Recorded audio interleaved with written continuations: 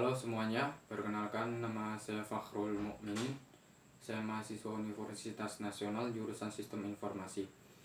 Pada video kali ini saya akan menjawab soal UAS mata kuliah pengembangan sistem informasi.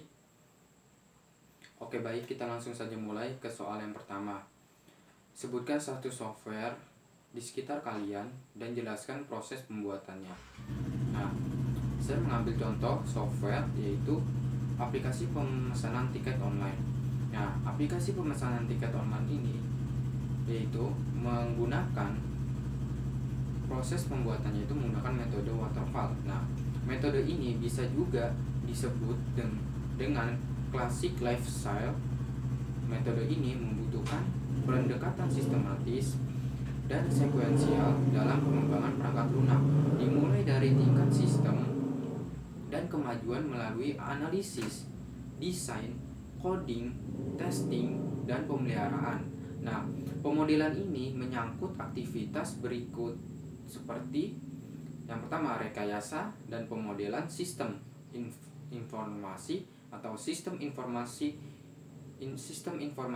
engineering and modeling. Nah, di tahap ini juga kadang disebut dengan project definition. Nah, project definition. Kemudian yang kedua ini analisis kebutuhan perangkat lunak atau software requirement analysis. Nah, proses pengumpulan kebutuhan diintensifkan ke perangkat lunak. Hasil harus didokumentasi dan direview ke pelanggan.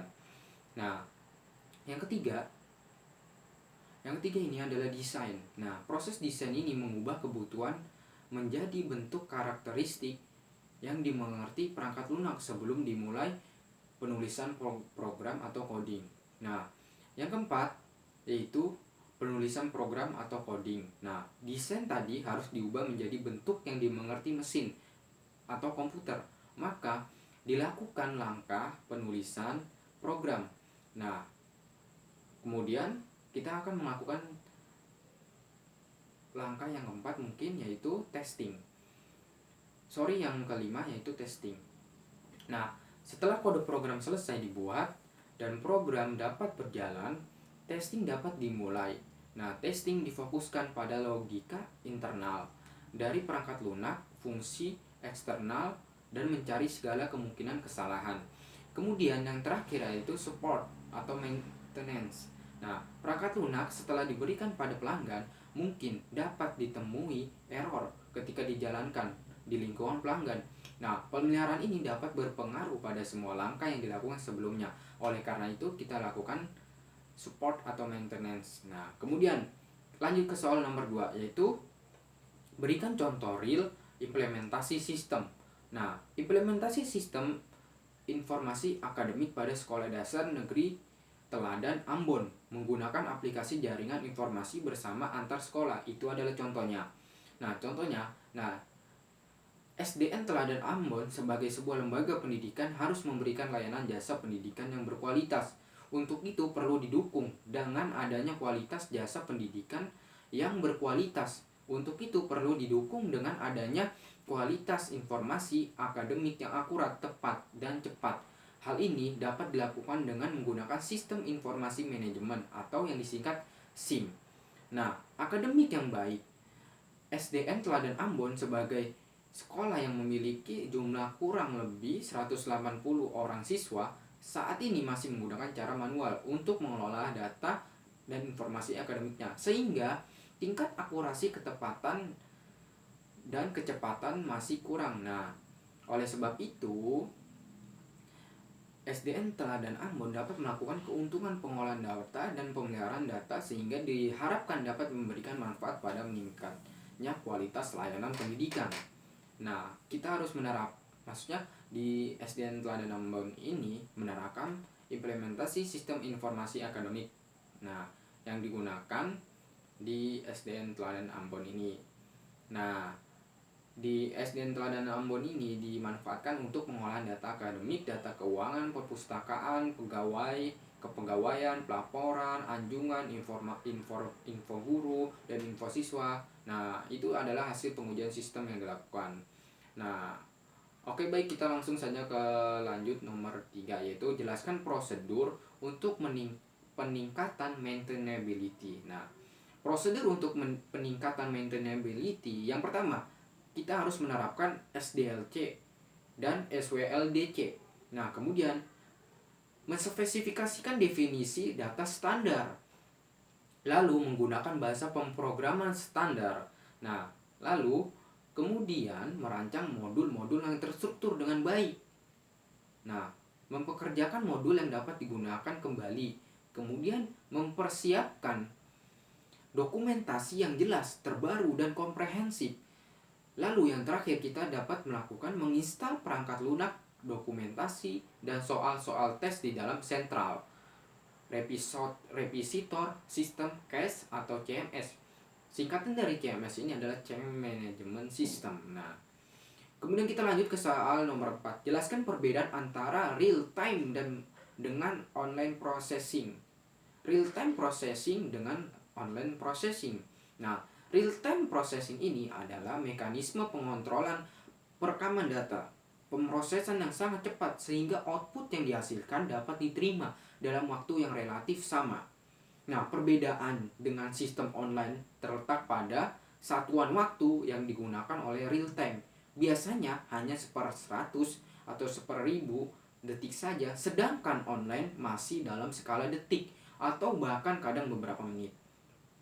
Nah, perbedaan lainnya, online biasanya hanya berinteraksi dengan pemakai, sedangkan real time berinteraksi langsung dengan pemakai dan lingkungan yang dipetakan. Nah, online processing ini adalah sebuah sistem yang mengaktifkan semua periferal sebagai pemasok data dalam kondisi komputer induk. Informasi-informasi yang muncul berupa refleksi dari kondisi data yang paling mutakhir. Karena setiap perkembangan data baru akan terus diupdate ke data induk. Nah, salah satu contoh penggunaan online processing adalah transaksi online. Nah, dalam sistem pengolahan online, transaksi secara individual di-entry melalui peralatan terminal, divalidasi dan digunakan untuk mengupdate dengan secara file komputer. Nah, hasil pengolahannya ini kemudian tersedia segera untuk permintaan keterangan atau laporan.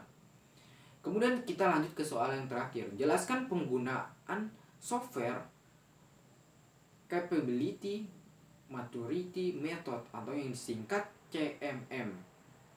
Nah, software Capability Maturity Model atau yang disingkat CMM ini adalah kerangka kerja yang digunakan CMM berguna untuk membantu organisasi meningkatkan